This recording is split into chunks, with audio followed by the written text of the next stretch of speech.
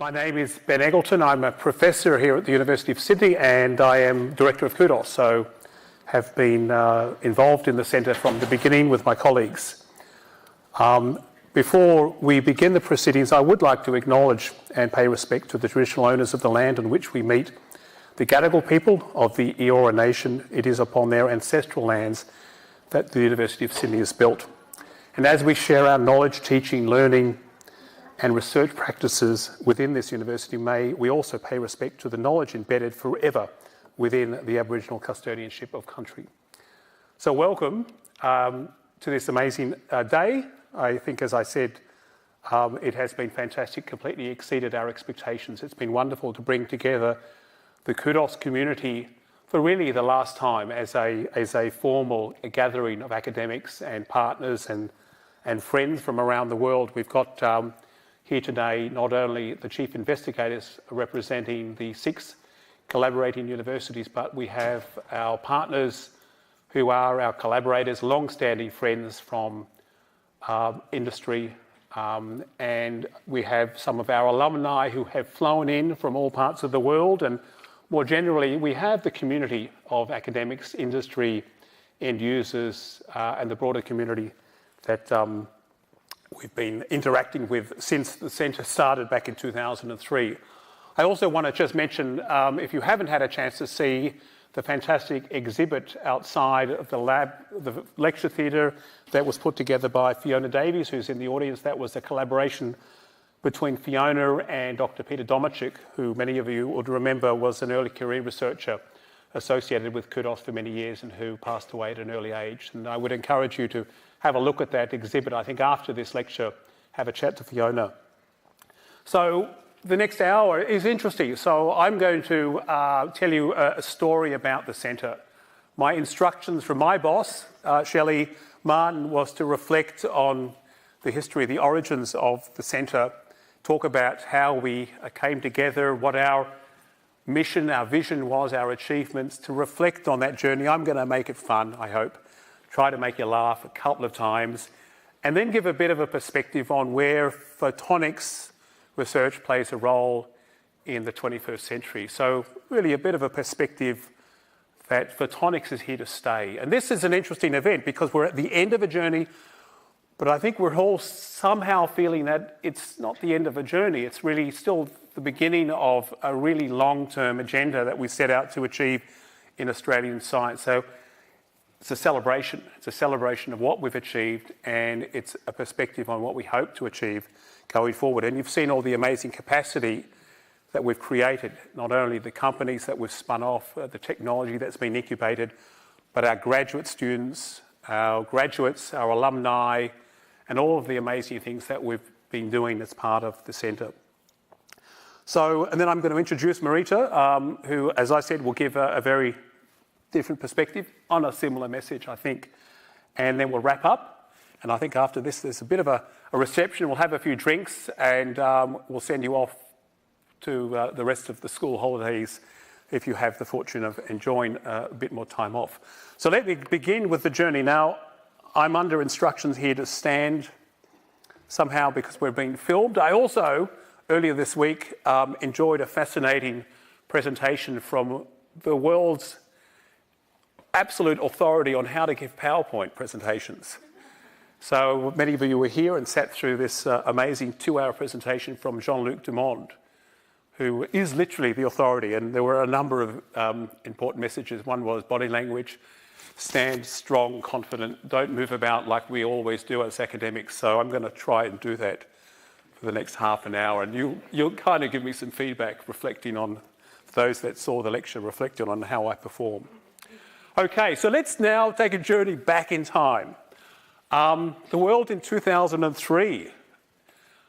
I guess the young students, I don't know if we've got some young people in the room, that's a long time ago. So what did the world look like in 2003? Well, we had just all experienced the telecom bubble bursting, this massive rise and excitement and then decay and collapse of an entire industry. I was over there in the US. Some of you might have been involved, have been affected by that rise and fall. And I have Lucent stock that follow that trajectory. They went up from $6 to about 85, and they're actually now still at about 50 cents, but let's not get bogged down on that point. So we didn't have smartphones, we didn't have social media. I had this lovely Nokia. It could send text messages. Basically, it was a phone, okay? Remember those days? Steve Jobs rolled out iTunes, okay? The precursor to the iPhone, okay? So really interesting time. The Genome Project was 99% complete, okay? And I guess we had globally, and if you were here in 2003, we were marching in the streets. We as Australians were marching in the streets because we had Iraq War just about to happen. I was actually in Atlanta the day they went into Iraq, and so we all remember that period. And at the same time, we launched a pretty exciting the logo of CUDOS project. Is one such miniaturized optical component. The superprism is a photonic crystal structure with the remarkable property of being able to separate closely spaced wavelengths after only a few millionths of a metre. The executive team of CUDOS brings a wealth of experience in senior research management, optical networks and intellectual property. The team is led by Ben Eggleton, with Chris Walsh as the Chief Operating Officer. Yuri Kipshar is the Deputy Director, and Montana DeStauker an Associate Director. So there you go, and I can tell you in 2003 that goatee was really trendy, and I was very proud of it. Okay, so CUDOS started in 2003. I was younger, we were all younger, a little bit slimmer, but we formed this centre.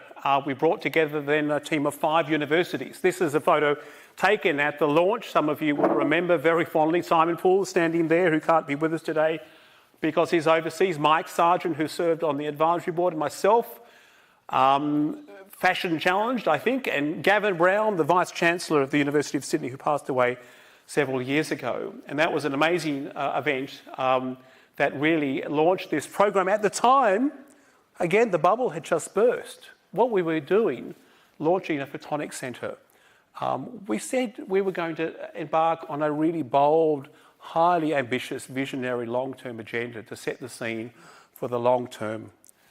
So we've got together, again, here is the team down at the ANU workshop in late 2003, quickly formed a collaboration across the 5 universities. So what did we say we would do?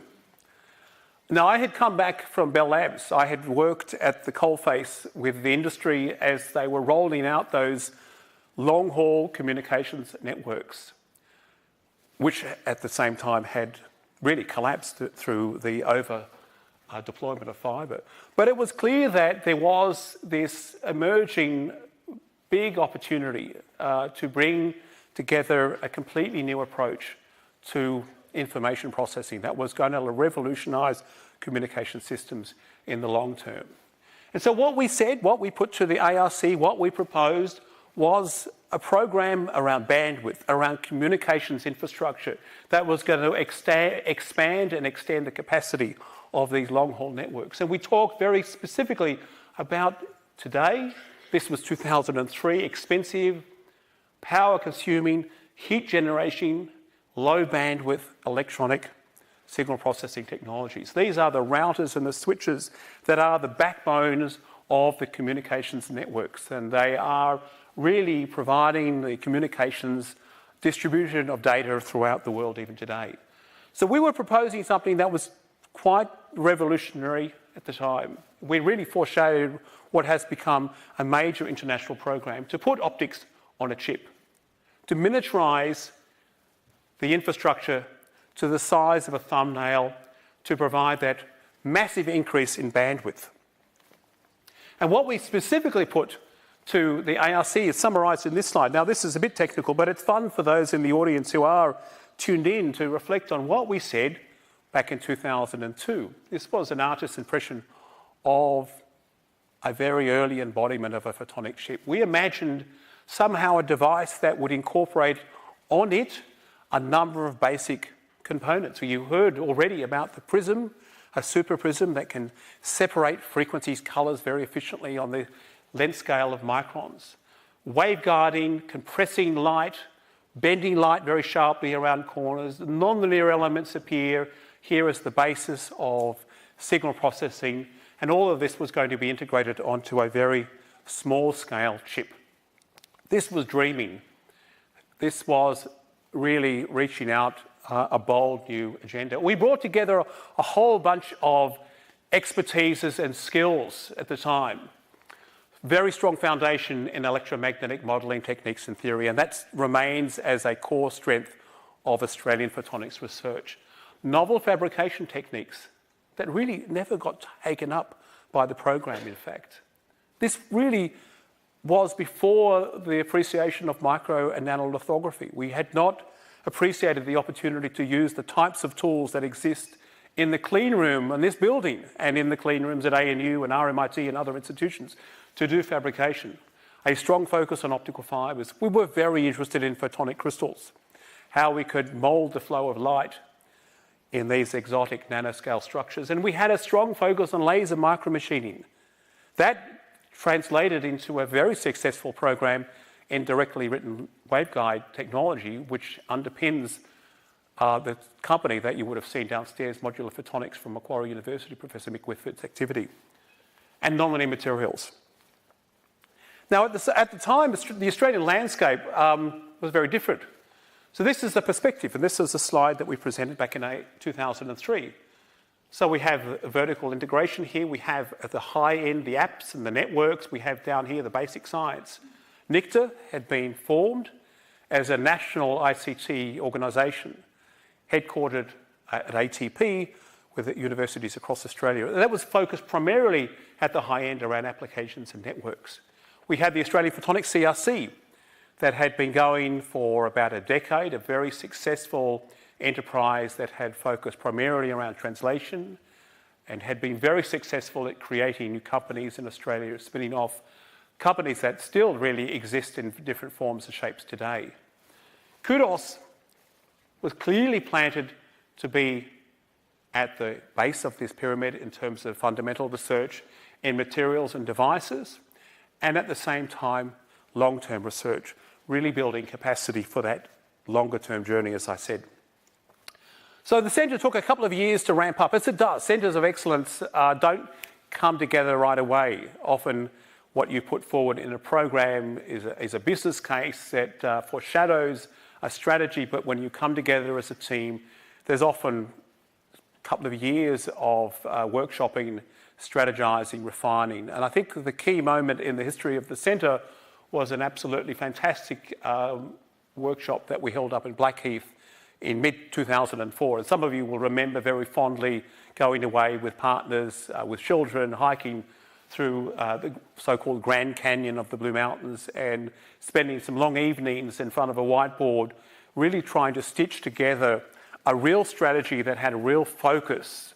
And it was at that meeting that for the first time we developed this framework for flagship projects. We developed a clear strategy around identifying within this broader vision that I talked about a number of very clear long-term flagship projects. We introduced the language of flagship projects. And as I say, these projects build on fundamental research through long-term collaborations and international links.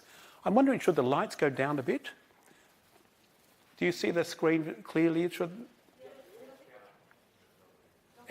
Everyone's okay? Yeah, okay, because it looks a bit okay.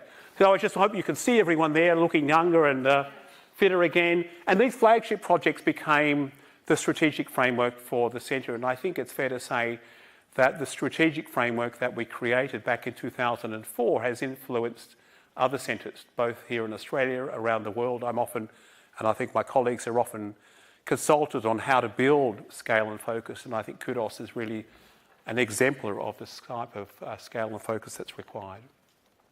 So we look at what we achieved in those early days, and it's fair to say that after 5-6 years, the centre had established a photonic ship. And I've got one just to give you an idea, if you haven't been through today and seen these chips, these are now real world. These are devices that are manufactured in laboratories at ANU, at the University of Sydney, at Macquarie, at RMIT, at all of the universities involved in the centre. This has become a paradigm for the 21st century science and technology and a major part of our industry ecosystem. So these photonic chips were now part of our science program. We had established the strong team. We had and have the capabilities, the material science, the lithographic techniques to fabricate these very exquisite circuits and structures in these photonic chips. And of course the science was world class. The science was being published in the top journals, receiving significant media, and a couple of the really great examples that generated a buzz. This is work from Professor Min Gu's group, who was at Swinburne University, now at RMIT. This is the Sydney Opera House, okay, but of course the length scale here, this is only a few tens of microns. Okay, real exemplar, and I think Mike Ventura, who's in the audience, was involved in this work when he was a PhD student. And this really striking demonstration, that was a collaboration with Thomas Krauss's group of third harmonic generation from a photonic crystal. We hosted some of the preeminent conferences from around the world, so we brought together the leading researchers from all around the world to participate and engage in the local conversation. And we received the media attention. We got picked up by all of the major media, particularly some of the work associated with the collaboration between Sydney and ANU. This is Barry Luther Davies, David Moss, who's here, and myself standing in the lab here at Sydney talking about one of the photonic chips that had been used in a HERO experiment that at the time reported a world record demonstration of a terabit per second optical switching on a chip. That story actually got picked up in the Sydney Morning Herald, and it was actually embedded in a story on page 3 as part of a larger story about the rollout of the iPhone, which was interesting given my earlier remarks. And embedded in this full-page story about the iPhone was this story about CUDOS's achievement in demonstrating a terabit per second processing, which was a world record. And our partnership with Finisar was a great success story that led to some technology transfer. Our graduates were employed, our postdocs worked with Finisar, new products were developed and jobs were created in the local community. And of course, our graduates have been cornerstone to the centre's success and have gone off to do amazing things, and you would have talked to them today. Well, going back to George W. Bush, now I had struggled with this reference because we sort of love-hate George W. Bush. He looks pretty good these days, doesn't he? I don't know, he looks pretty good. No, okay, I don't know. So, mission accomplished. So, George W. Bush, I don't know if it's the right analogy, lands on an aircraft carrier, mission accomplished. That's sort of how we felt, but it wasn't really mission accomplished, was it? That mission wasn't accomplished, clearly. So we had more work to do. We had really just established this photonic chip. This really was just the beginning. There was new science, and in particular, there was a realization that this photonic chip, this technology, was going to revolutionise other areas, was going to be the basis of a completely new industry in telecommunications, but also more generally in other areas that are important for society. So in 2011, CUDOS, and let's see if this...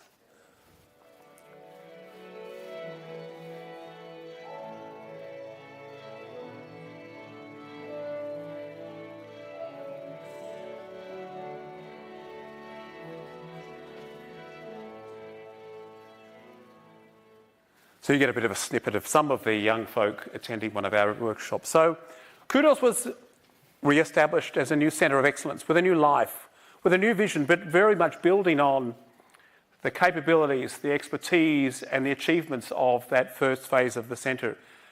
And our byline was smaller, faster and greener. So the vision really was to take the photonic chip to the next stage, in particular into nanophotonics and nanoscience.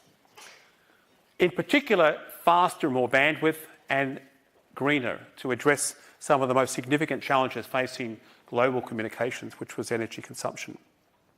So we had a sharper vision, we had a clearer vision, and we had a more compelling strategy. And I thought I'd just take you back again and explain what really it's all about. So this is a photo of the canonical optical table that might exist in a research laboratory in a lab in almost any world-class university in around the world, in physics departments, chemistry departments, engineering departments. And on that table are a whole set of components, active components, passive components. So what do I mean?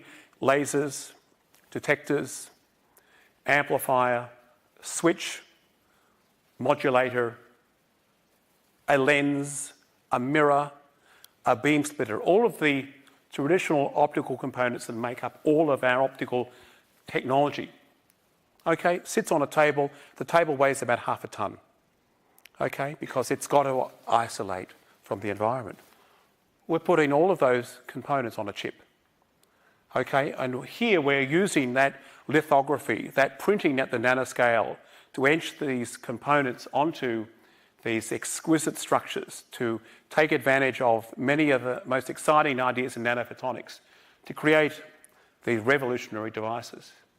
And so our vision was a circuit that looked quite different. It looked quite different. It had some new structures. It had really new science. It had new science that was going to enable the next phase of this program to achieve some pretty exciting science. In particular, metamaterials. So metamaterials became a major theme of CUDOS's program. And this was, at the time, and still is, one of the most exciting areas of contemporary physics. Okay, so what is a metamaterial? Well, essentially, this is an optical material that possesses completely unique optical properties that are literally unavailable in nature. They don't exist in nature. So if we think about that, we think about a lens. The optical properties of a lens that focuses light, that allows you to see more clearly, relies on the underlying atomic structure. Light bends, it refracts, it focuses because of that underlying intrinsic, inherent material, molecular property. In a metamaterial, we literally go into the structure, and at the nanoscale, we incorporate artificial structures. For example, we might incorporate metallic resonators. We can do that using state-of-the-art micro-machining in materials such as glass and silicon. And these artificial atoms, if you like, can possess these unique optical properties. Okay, properties that are literally unavailable in nature in terms of the permittivity, the permeability, the electric and the magnetic properties of the materials. So, big deal? Well, no. So it turns out such a material can possess all sorts of striking properties. In particular, a refractive index that is negative. For those that remember high school physics, that is somehow a surprising concept. A material with a negative refractive index will do things to light that just make no sense. And we presented this sort of cartoon to the ARC. We talked about how water made of a negative refractive index will actually bend light in this sort of funny way. The light sort of bends backwards. What you see makes no sense. But of course, it's a generalization of this. Metamaterials are the basis of invisibility cloaks and allow us to manipulate light in completely unprecedented ways. Now, I thought I'd just pause on this example because it clearly resonated with the panel that we presented to. But at the end of that meeting, which was always an awkward sort of discussion, you present and you have an hour of Q&A, and at the end, if you're lucky, there may be a bit of a discussion. But at the end of that discussion, someone came up and said, look, fascinating, it really is groundbreaking, really exciting, and I really hope that I can come back in 7-8 years and have a look at this water that you've made. And I was totally thrown off, and it took me 30 seconds to appreciate that she had, or he had, missed the point, that we're not going to build somehow a new water. This is just an example. And I still reflect on that with great amusement. Yes, right. Well, we've got a few months. So again, those metamaterials are being incorporated onto the chip. And that was what we set out to do, to incorporate these metamaterials onto the chip. And that has now transformed into what is referred to as metasurfaces, which is an area that you might have heard about as you walked around the exhibit. To enable versatile, energy-efficient data processing by light in miniature photonic chips, in particular addressing the energy crunch that has been with us and is with us even more so today if you follow what's happening in the media, and to collaborate with end users in areas of social and economic benefit. So the program really had a narrative that was quite simple to explain.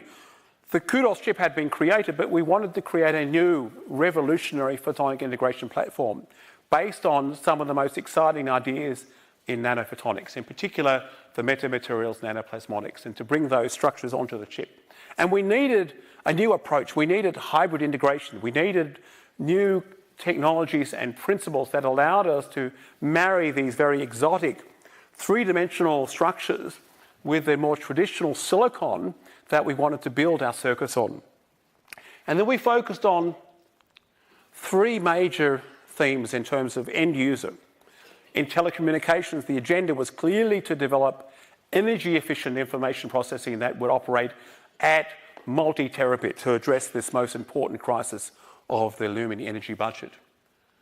The realization that we could extend the operating frequency range of our photonic circuits into the mid-infrared, a wavelength range that we don't really think about, but it's tremendously important.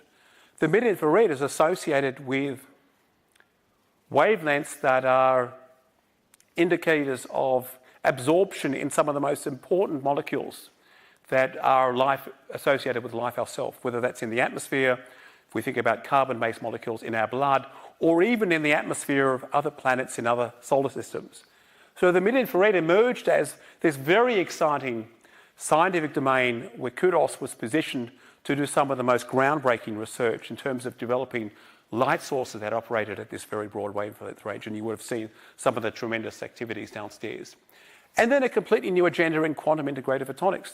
The realization that not only could we generate digital and analog information on a chip, but in fact we could generate quantum information, quantum states of light on the same chip, and that these quantum circuits could become the basis of quantum technologies, whether that's quantum computing or quantum communications, and I'll say a bit more about that. We brought together an amazing team. Some of those names are featuring here, and some of them are in the audience. A collaboration across what was 7 universities, then became 6 universities, partners from all around the world, early career researchers who have played key roles in shaping the program, a project management structure that empowered our early career researchers to take on key roles in the program. And our science was breathtaking. I think you all recognise that. Our science was published in the top journals, Science and Nature, of course. Nature Photonics became our favourite journal. That was sort of the currency of CUDOS, was Nature Photonics. And we published there extensively. Nature Materials. And this is all very fundamental science, really creating and understanding the physics of controlling light at the nanoscale. Some of these ideas are really fascinating. Gyroid photonic crystals, hyperbolic metamaterials, magnetoelastic metamaterials, and solitons in photonic crystals, as well as nanoantenna. These are, again, some of the most exciting ideas in contemporary physics. And our research was picked up in the media through a very strong commitment to outreach and engagement. We've become, I'd like to think, a household name in some communities through the quality of the research, and some of our stars have featured frequently in the media, and only recently have been picked up through some of the work that's come out of some of the collaborative projects across the centre. And we celebrated the International Year of Light in 2015. A fantastic year. This was proposed by a good friend of CUDOS, Professor John Dudley, and I was actually in the room when he proposed this back in 2009 and involved in the shaping of this fantastic year. This was organised under the auspices of UNESCO, and it was a 12-month event that celebrated photonics and optics in terms of its impact on society across all of these critical areas. And I was fortunate to attend that launch event in Paris in early 2015 and attend a 2-day celebration of photonics and optics, which was attended and presented by numerous Nobel Prize winners and bureaucrats and politicians. And in Australia, we were very active. We celebrated the International Year of Light through a number of outreach programs at various universities across the centre, including here's Adam Spencer presenting at the main hall at the University of Sydney, an International Year of Light celebration that a number of CUDOS researchers presented at. So a big part of that program was a commitment to creating wealth. The strategy was very simple. The science program of the first phase was all about creating this capability and building the scale, the focus, and demonstrating international leadership in the field. That had been created. We wanted to build on that with some fascinating new science, particularly in the metamaterial area that I talked about, but most importantly, to engage with end users to translate the science into real-world outcomes. And you've seen today at the exhibit examples of the achievements in that area. So let's just go back and look at what we really said we would do. Well, we talked about spinning off some companies. We actually talked about spinning off 3. Okay, I think it's fair to say that we've exceeded that. We talked about producing graduate entrepreneurs, and I think it's fair to say that we have a cohort of fantastic entrepreneurs now who are part of our ecosystem, part of the global ecosystem. We talked about establishing a photonics foundry and prototyping facility, and I'd like to think that you're sitting today in one of about 4 major photonics foundries across Australia in the major cities, particularly on the eastern seaboard, for producing, manufacturing and packaging photonic technology. And that capability is going to be part of the ongoing capacity that CUDOS has created. And engaging end users and industry collaborators. And I'm going to give a surprise gift to the person who can tell me at the end of the lecture after this session who I'm speaking to in that photo.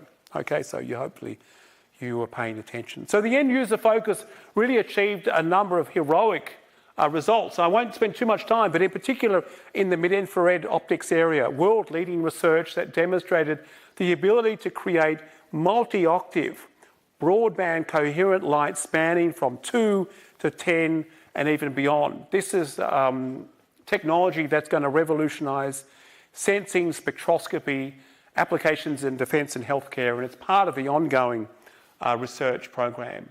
Record demonstrations of single photon sources, photon on demand technology. In the building that we're standing in today, there are devices that can generate single photons that are now being designed into quantum secure communications infrastructure research capabilities.